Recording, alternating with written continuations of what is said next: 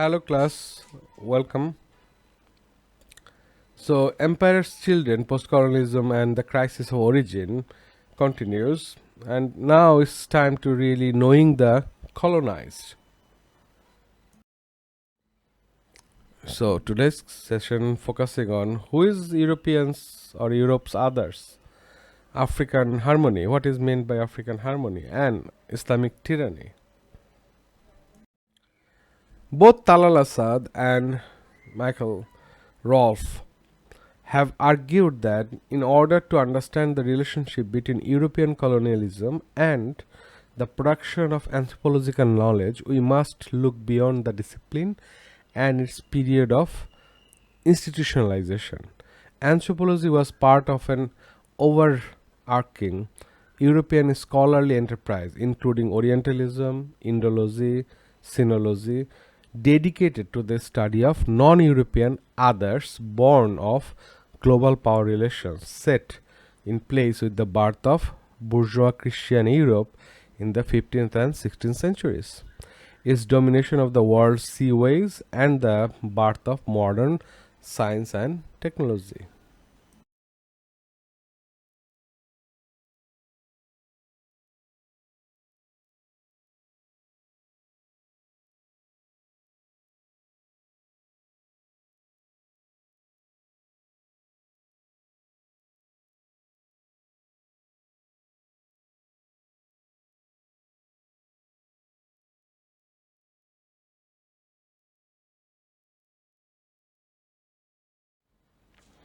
Europe was born through the expulsions of Muslims and Jews from Spain and the colonization of the Americas, and from the beginning was imagined as the home of Christian civilization, in opposition to Ottoman Empire and the new quote unquote savage encountered in the Americas. Can you guess who they termed the new savage? Global dominance by the second phase of colonialism enabled the production and entrenchment of objectified knowledge about non European peoples. To understand this process of objectification, Assad focuses on two general images of the institutionalized relationship between rulers and the ruled.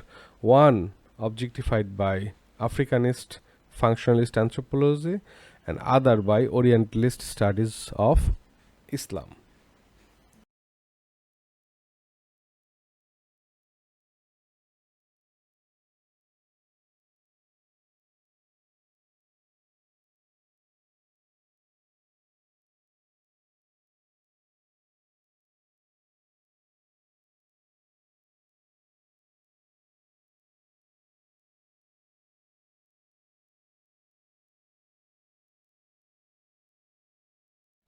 Assad argued that the overall picture of African political systems that has been painted by functional anthropologists has been characterized by the balance of powers, reciprocal obligations, and value consensus.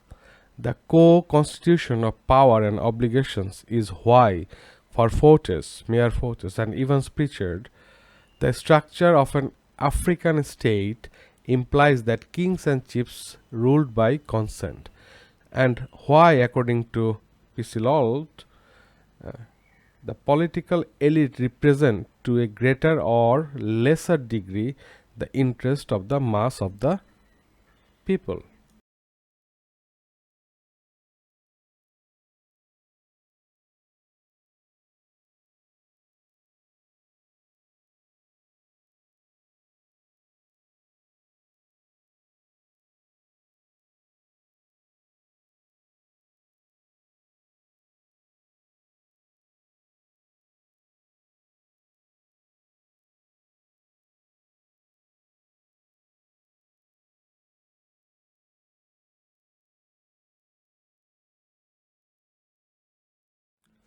Taken together, the bulk of these studies appear to emphasize on the integrated character of the body politic, reciprocal rights and obligations between ruler and ruled, consensual basis of the ruler's political authority and administration, inherent efficiency of the traditional system of government, in giving every legitimate interest its due representation.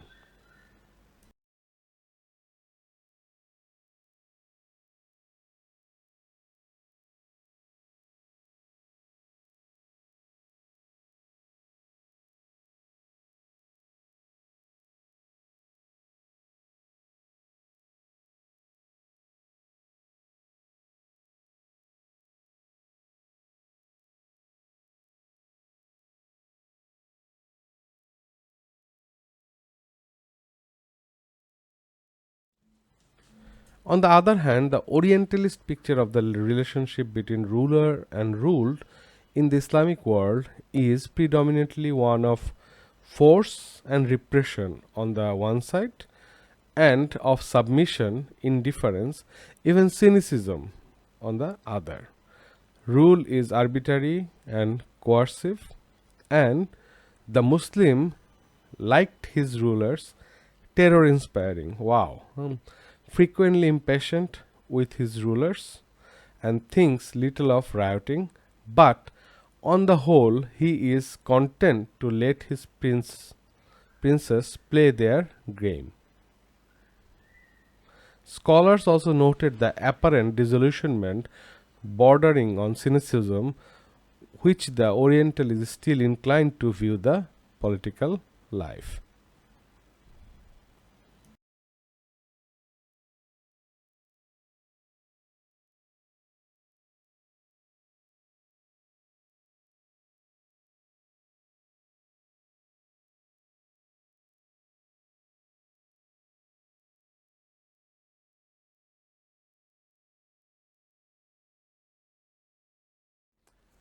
Cynicism was apparently endemic, according to Hargronje.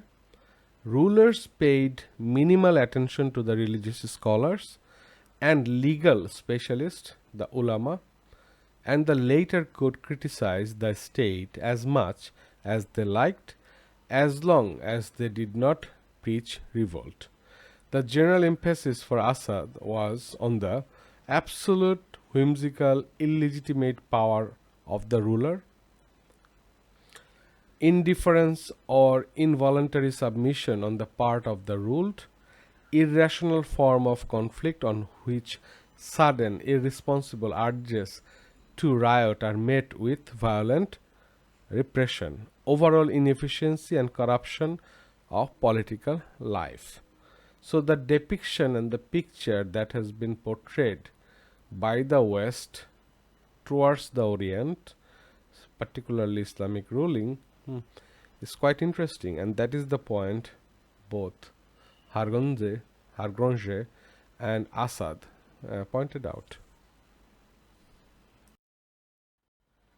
Thank you so much. See you in the next one. Take care.